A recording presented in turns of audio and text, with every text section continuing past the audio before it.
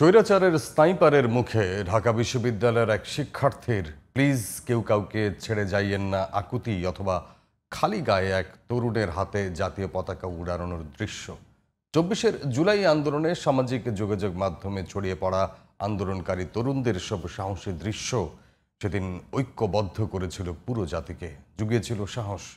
জুলাই অভ্যুত্থানের এমন সাহসী দৃশ্যগুলোর গল্প জানাচ্ছেন মাহি হাসান।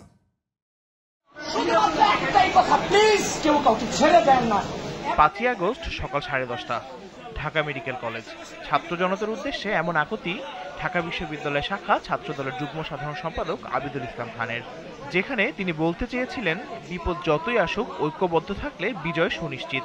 ৫ই আগস্ট ঐক্যবদ্ধ থাকার তার সেই আকুতির সময়েও ফ্যাসিস্টের গুলিতে প্রাণ হারান কয়েকজন।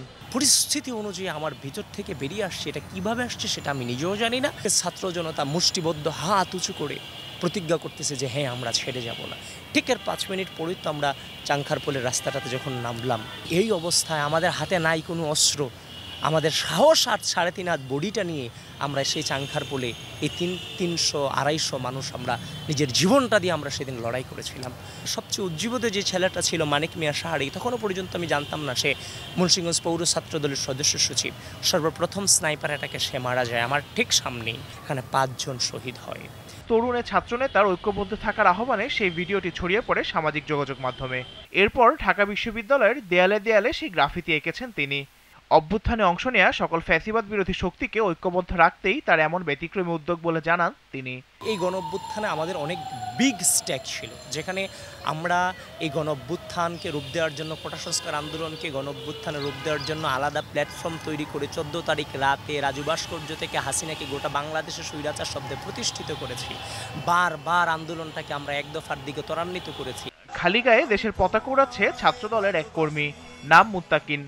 এই দৃশ্যটি জুলাই অভ্যুত্থানে সেই কঠিন দিনগুলোতে জুগিয়েছিল প্রেরণা আর সাহস। জুলাই আন্দোলনের পুরোটা সময়ই পুলিশ আর আওয়ামী লীগের সন্ত্রাসীরা নির্মম হামলা চালায় যাত্রাবাড়িতে, আর সেই যাত্রাবাড়িতেই পতাকা হাতে উঁচুতে উঠেন এক যুবক। লক্ষ্য ছিল সাধারণ মানুষের মাঝে অনুপ্রেরণা যোগানো। বিল্ডিং এর ছাদ থেকে সিভিলে বিভিন্ন ছাত্রলীগ কর্মী, দোসররা যত ছিল আর কি, তারা সবাই আর কি গুলি করেছে। এই আন্দোলন ছিল সমগ্র বাংলাদেশের মানুষের, সকল শ্রেণী পেশা মানুষের।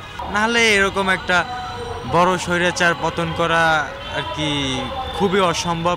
স্বৈরাচার পতন ও অধিকার আদায়ের জুলাই অভ্যুত্থানে সম্মুখ সারিতে থাকা জুলাই যোদ্ধারা নিজেদের জীবন বাজি রেখে মাঠে নেমেছিলেন একটি সুন্দর ও গণতান্ত্রিক বাংলাদেশের প্রত্যাশায়।